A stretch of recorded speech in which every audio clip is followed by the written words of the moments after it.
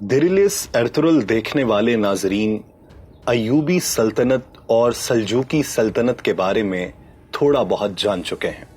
हम आपको अय्यूबी सल्तनत और सल्जूकी सल्तनत के दरमियान ताल्लुकात के बारे बताएंगे।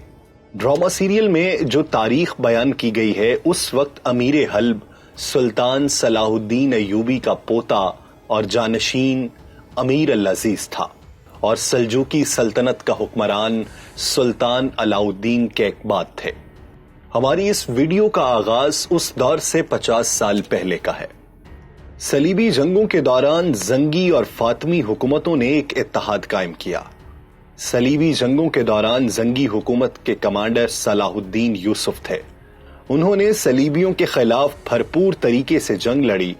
उस जंग में उनकी बहादुरी और जिहानत को देखते हुए उन्हें मिस्र में आला वजीर का रुतबा दिया गया। नूरुद्दीन जंगी के वफात के बाद उनका 11 साला बेटा सुल्तान बना, लेकिन चूंकि वो बहुत छोटा था इसलिए उसके अताबे ने सल्तनत की भागडोर संभाल ली। लेकिन फिर सलाहुद्दीन मिस्र से शाम आए और शहजादे को एलेपो में महदूद करके खुद सुल्तान बन गए और अय्यूबी सल्तनत की बुनियाद रखी। उन्होंने अपने लिए सुल्तान और 2 मुकद्दस मसाजिद का निगहबान के अलकाबात इस्तेमाल किए। 2 मुकद्दस मसाजिद से मुराद मस्जिदुल हराम और मस्जिद नबवी शामिल हैं। सुल्तान ने पहली मर्तबा अपने लिए ये लक़ब इस्तेमाल किया और उसके बाद आज तक ये सिलसिला चल रहा है। अय्यूबी, फातिमी, सल्जूकी, उस्मानी तुर्क और आज के दौर में सऊदी हुकूमत 2 मुकद्दस मसाजिद के निगहबान हैं। जिस दौर में शाम में अय्यूबी सल्तनत बन रही थी उसी दौर में अनातोलिया में सल्जूकियाने रोम की हुकूमत अपनी बुनियादें मजबूत कर रही थी।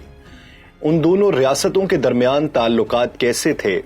क्या वो दोस्त थे या उनमें भी आपसी जंग थी? सल्जूक अय्यूबी ताल्लुकात के हकायक जानने के लिए इस वीडियो को मुकम्मल देखिए।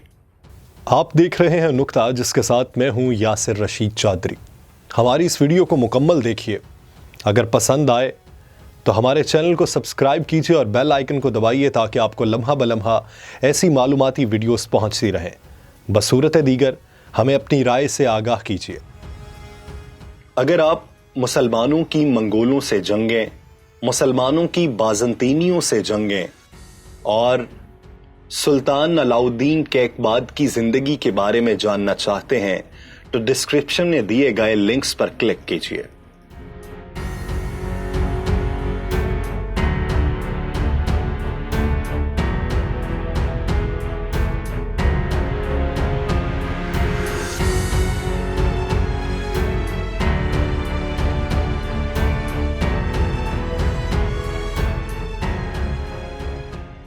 नाज़रीन, 1171 में सुल्तान सलाहुद्दीन अय्यूबी ने फातिमी हुकूमत का खात्मा कर दिया। उन्होंने काहिरा को अपनी हुकूमत का दारुल हुकूमत बनाया। वहां से उन्होंने अपनी हुकूमत को मजबूत बनाने का इरादा किया। फातिमी हुकूमत का मुकम्मल खात्मा नहीं हुआ था और अभी तक जंगी खतरे का भी इम्कान था। सलाहुद्दीन उन दोनों खतरात से निमटना चाहते थे। उन्होंने तौरान शाह नामी कमांडर को यमन और हिजाज को फतह करने भेजा। उसने 1974 में यमन फतह कर लिया और 1175 में सुल्तान सलाहुद्दीन अय्यूबी ने हिजाज मुक़द्दस को फतह कर लिया। हिजाज की फतह के बाद वो खिलाफत अब्बासिया के सामने एक बड़ी ताकत बनकर सामने आए। उनको भी ये खतरा था कि कहीं ये खलीफा होने का दावा न कर दे, क्योंकि मुसलमानों के 2 मुक़द्दस मकामात सुल्तान सलाहुद्दीन अय्यूबी के कंट्रोल में थे। लेकिन उन्होंने मिस्र में फातिमी हुकूमत का खात्मा करके वहां सुन्नी इस्लाम नाफिज करना शुरू कर दिया था। इस मकसद के लिए उन्होंने बगदाद के अब्बासी खलीफा से इत्तेहाद कर लिया।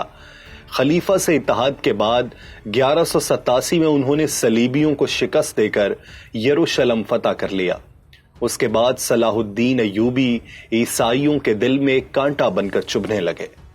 सुल्तान सलाहुद्दीन अय्यूबी ने इस दौरान शाम, हलब और दमिश्क के इलाके भी फतह कर लिए और अय्यूबी सल्तनत भी एक बड़ी रियासत के तौर पर सामने आई। 1193 में सुल्तान सलाहुद्दीन अय्यूबी की वफात के बाद उनका बेटा अल अजीज सुल्तान बना। 1200 में सुल्तान सलाहुद्दीन अय्यूबी के भाई अलादिल ने अय्यूबी इक्तदार संभाल लिया اور پھر بعد میں آنے والے تمام ایوبی امیر اور سلاطین العادل کے ہی جانشین تھے۔ العادل نے اپنے ارد گرد موجود حکومتوں سے مثبت تعلقات استوار کیے اور اپنی سب سے قریبی ریاست سلجوق سے بہتر تعلق بنایا۔ العادل کے جانشینوں نے سلجوق سلطنت میں تجارت شروع کر دی۔ اس کے بعد اس کا بیٹا الکامل سلطان بنا۔ العادل کے بیٹے الاشرف موسیٰ نے دمشق کی حکمرانی سنبھال لی، لیکن وہ خود کو اپنے والد کی جگہ دیکھنا چاہتا تھا۔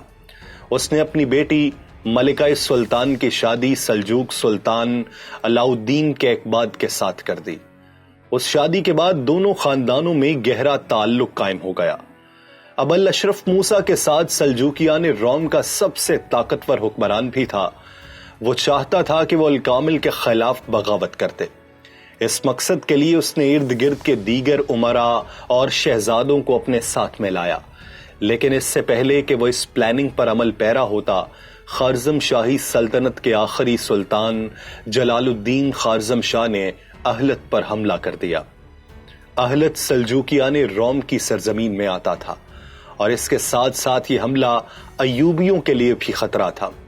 اس خطرے سے بچنے کے لیے ایوبیوں نے سلجوقیوں سے اتحاد کیا اور انہوں نے مل کر خوارزم شاہ کے خلاف جنگ لڑی۔ اس جنگ کو جنگ یاسی جمن کہا جاتا ہے۔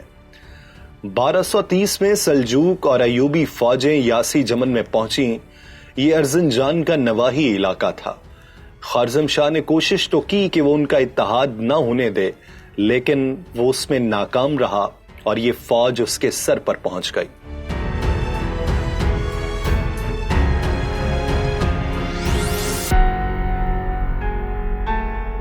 اس جنگ میں سلجوقی ایوبی اتحاد کا سپہ سالار سلطان علاؤ الدین کیقباد تھے۔ ان کے ساتھ الاشرف موسیٰ ایوبیوں کی نمائندگی کر رہا تھا، جبکہ ان کے سامنے خوارزم شاہ اور ارزروم کے باغی سلجوق سردار تھے۔ اس جنگ میں پہلے دن تو خوارزم شاہ نے تقریباً سلجوقیوں کو شکست دے دی تھی، لیکن 3 روز جاری رہنے والی جنگ کے آخری دن خوارزم شاہ کو شکست ہوئی۔ وہ اپنے سپاہیوں کے ہمراہ فرار ہو گیا۔ سلطان علاؤ الدین کیقباد نے ان کا تعاقب کرنے کا ارادہ ترک کر دیا اور اہلت دوبارہ حاصل کر لیا۔ جلال الدین خوارزم شاہ کی زندگی کی یہ آخری جنگ تھی۔ اس کے بعد وہ منگولوں کے ہاتھوں مارا گیا اور خوارزم شاہی حکومت منگولوں کے تسلط میں چلی گئی۔ اور پھر 1243 میں کوسے ڈاک کی جنگ کے بعد سلجوق سلطنت بھی منگولوں کے تسلط میں چلی گئی تھی۔ 1230 میں جنگ یاسی جمن کی کامیابی کے بعد الاشرف موسیٰ اور سلطان علاؤ الدین کیقباد ایک دوسرے کے بہت زیادہ قریب ہو گئے۔ ملکہ سلطان کی سلطان کے ساتھ شادی کی وجہ سے پہلے ہی ایوبی سلطنت میں سلطان علاؤ الدین کیقباد کی بہت عزت کی جاتی تھی۔ اس جنگ کے بعد ایوبی سلطنت میں سلجوق سلطان کا رتبہ مزید بڑھ گیا تھا۔ امیر الاشرف موسیٰ نے کوشش تو کی کہ اب الکامل کے خلاف بغاوت کی جائے، لیکن وہ اس میں کامیاب نہ ہو سکا۔ ساری ایوبی سلطنت مختلف ٹکڑوں میں تقسیم تھی اور اس کو متحد کرنا بہت مشکل تھا۔ 1237 میں الاشرف نے چند معزز امیروں کو اپنے ساتھ میں لایا، لیکن اسی سال سلطان علاؤ الدین کیقباد انتقال کر گئے اور پھر چند ماہ بعد وہ بھی انتقال کر گیا۔ اس کے بعد اس کا بھائی الصالح اسماعیل دمشق کا امیر بن گیا۔ کیقباد کے بعد اس کے جانشین سلطان غیاث الدین نے حلب کے امیر العزیز کے ساتھ اتحاد قائم کیا۔ العزیز نے سلجوق سلطنت کے خلاف ایوبی سلطان الکامل کی ایک مہم کا بائیکاٹ کیا تھا۔ العزیز کے ساتھ مثبت تعلقات کی وجہ سے سلجوق سلطنت کی ایک سرحد محفوظ ہو چکی تھی اور سلجوق ایوبی جنگ کا خطرہ کم تھا۔ اس دوران العزیز کی ماں نے العزیز کی بیٹی غازیہ خاتون کی شادی سلطان غیاث الدین کے خسرو ثانی سے کروا دی۔ العزیز کی بیٹی سے شادی کے بعد دونوں ریاستوں میں مزید اتحاد بڑھ گیا اور 2 بڑی مسلم سلطنتیں کسی بھی قسم کی آپسی جنگ سے محفوظ رہیں، کیونکہ دمشق کے ایوبی حکمران سلطان کیقباد کے بعد اس کی بیوی ملکہ سلطان کے بیٹے کو سلجوق سلطان بنانا چاہتے تھے، لیکن اس کی بجائے غیاث الدین کے خسرو ثانی سلطان بن گیا، جس سے دمشق کے امیر خوش نہیں تھے۔ لیکن پھر حلب کے امیر کی بیٹی سے شادی کے بعد ان کا اتحاد مزید مستحکم ہو گیا، جس سے دونوں ریاستوں کو بازنطینیوں اور منگولوں کے خلاف لڑنے میں آسانی رہی۔ تاریخ پر نظر دوڑائی جائے تو کوئی بھی مسلم ریاست ایسی نہیں گزری جس کی اس کے پڑوسی مسلم ریاست سے جنگ نہ ہوئی ہو۔ یہاں تک کہ خلفاء کے خلاف بھی ریاستوں نے بغاوت کی، جنگیں ہوئیں، لیکن سلجوق اور ایوبی وہ سلطنتیں تھیں جن کے درمیان تعلقات زیادہ تر دوستانہ رہے۔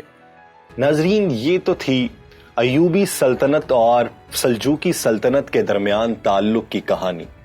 اگر آپ سلطنت عثمانیہ کے عروج و زوال کے بارے میں جاننا چاہتے ہیں، اگر ان کے 37 سلاطین کی کہانی میں آپ دلچسپی رکھتے ہیں، تو ہمارے اس چینل کو سبسکرائب کیجئے اور بیل آئیکن کو دبائیے تاکہ آپ کو لمحہ بلمحہ ایسی معلوماتی ویڈیوز پہنچتی رہیں، اور کمنٹ سیکشن میں ہمیں اپنی رائے سے آگاہ کیجئے تاکہ ہم آپ کی امیدوں پر پورا اتر سکیں۔